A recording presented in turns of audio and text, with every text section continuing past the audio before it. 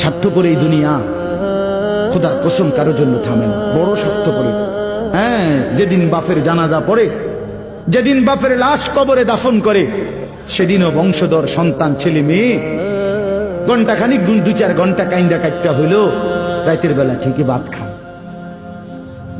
হ্যাঁ, পাশের ঘর থেকে খানা আনে, ওরা ঠিকই খায়।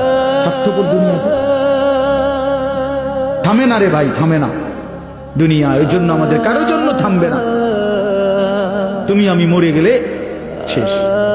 আবারও বলছি কথা, আমি মরে গেলে এরপরে পৃথিবী যত আধুনিকে হোক না কেন, আমার কি কথা বুঝছেননি?